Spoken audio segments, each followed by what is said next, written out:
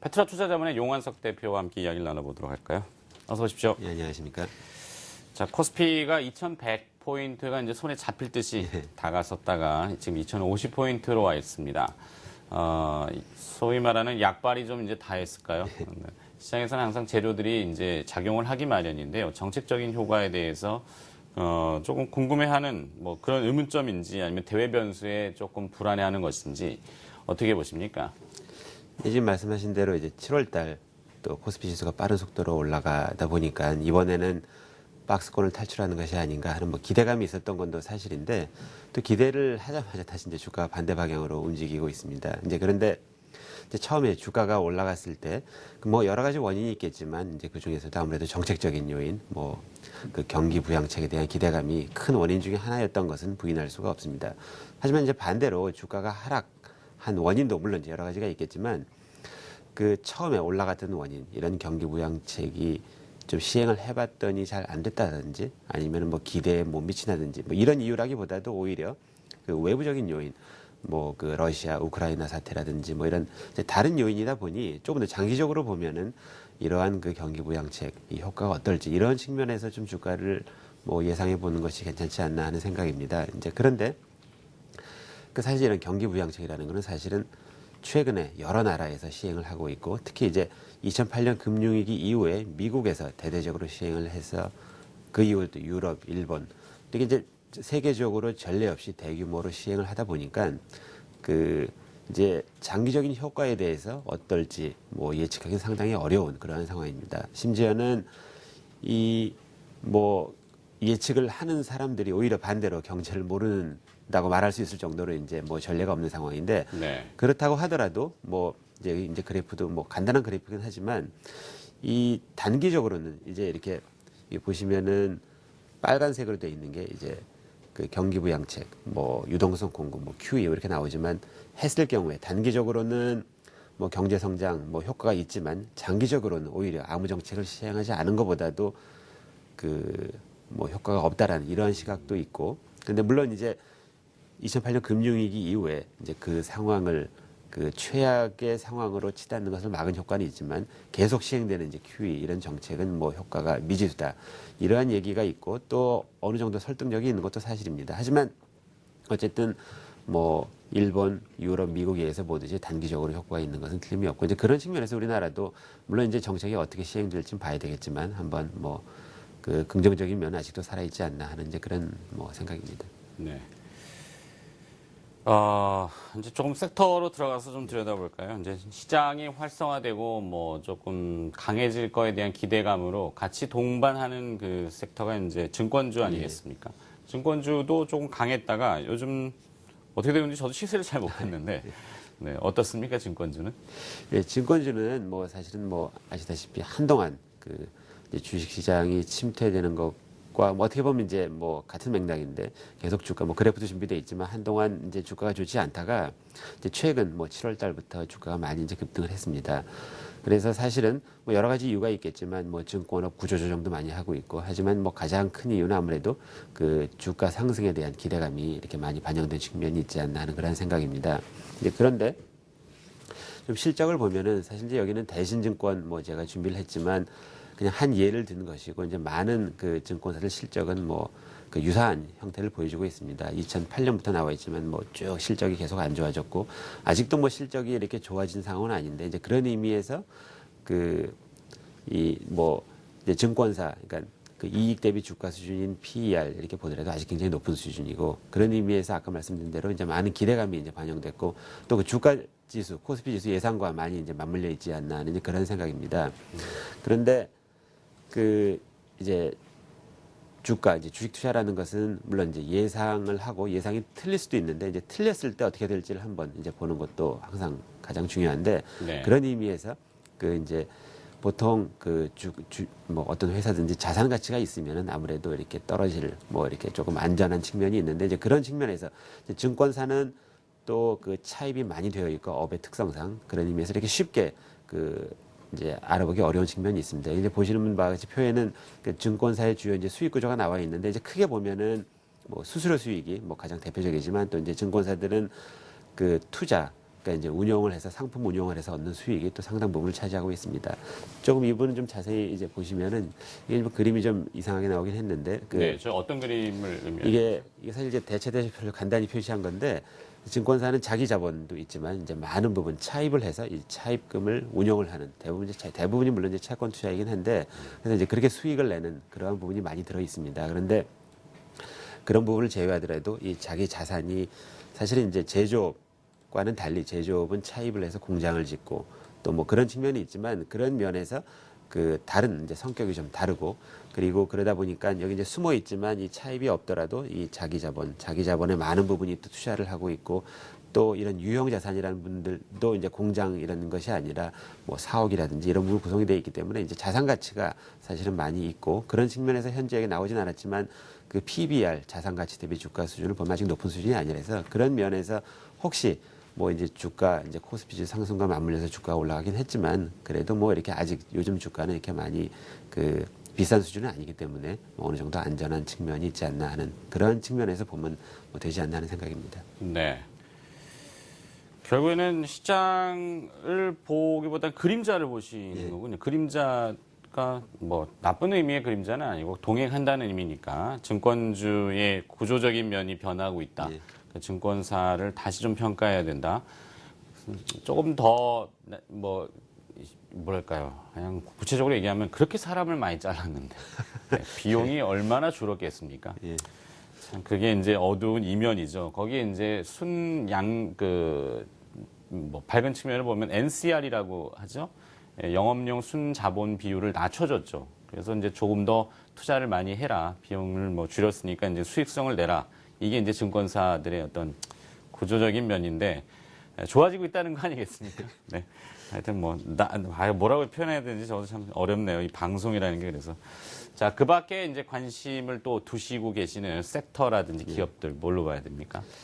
그 조금 아까는 이제 최근에 주가가 많이 상승했던 증권 업종을 봤었는데 또 반대로 이번에는 최근에 주가가 그렇게 좋지 않은 이제 조선업을 한번 뭐 그 중에 대표적인 회사인 이제 삼성중공업을 한번 준비해봤습니다. 이제 삼성중공업은 뭐 우리나라 대표적인 조선사 중에 하나이고 뭐 최근에 이제 조선 그 우리나라 전체 업종 전체적으로도 실적이 좋지 않아서 실적도 안 좋고 또 그 주가도 많이 하락을 하였습니다. 근데 이제 삼성중공업은 뭐 한 예로 이제 한번 보시면은 그 뭐 우리나라 대부분 조선사들이 그동안 이제 중국 조선 그 사들의 이제 추격에 네. 뭐 어떻게 보면 이제 적응을 하고 또 사실은 그 계속 고부가 가치 쪽으로 이렇게 전환이 성공이 돼서 사실은 이제 보시는 바와 같이 조선이긴 하지만 실제로 상선 배보다는 그 해양 뭐 드릴십 이렇게 뭐 사진이 안 나와 있지만 이렇게 그 석유 바다에서 시추하는 뭐 그런 좀 약간 뭐 만들기 어려운 그런 쪽의 매출이 이미 훨씬 큰 그러한 수준이고 하지만 뭐 보시는 바와 같이 이제 최근에 보면 이제 신규 수주도 계속 줄어들고 있고 뭐 수주 잔량도 그렇고 해서 이제 여러 가지 실적은 좋지 않은 것은 업황이 좋지 않은 것은 틀림이 없습니다.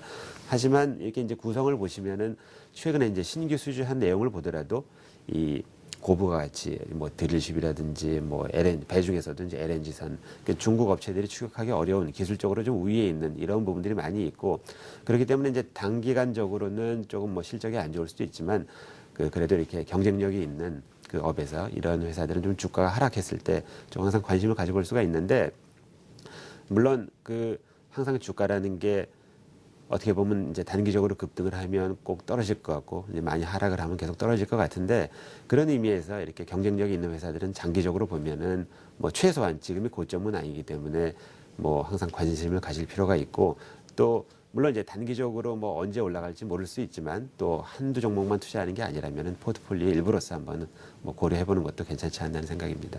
네. 자, 이 조선 업황은 뭐 신조선 가격, 뭐 배 가격이고 그다음에 뭐 해운 업황하고 같이 연관 짓지 않습니까? 해운 업황이 좋아져야 배를 만든다 이런 뭐 단순 논리인데 해운업 지수는 대표적으로 이제 BDI 지수를 또 많이 보죠. 뭐 발틱 드라이 인덱스 그래서 건화물 운임 지수. 그러니까 뭐 곡물이나 석탄이나 아니면 철강석이나 이렇게 뭐 컨테이너 이외의 것들의 운임 지수인데 이 BDI 지수가 2008년도 11월인가요? 640포인트로 제가 기억이 됩니다. 지금 한 760포인트니까 역사적인 저점 근처에서 계속 뱅뱅 도는군요. 참 조선업황이 좀 좋지는 않은데 결국에는 이 바다를 지배하는 자가 패권을 준다. 이거는 이제 과거에 얘기를 합니다만 요즘 또 영화 명량이라고 또 나오지 않습니까?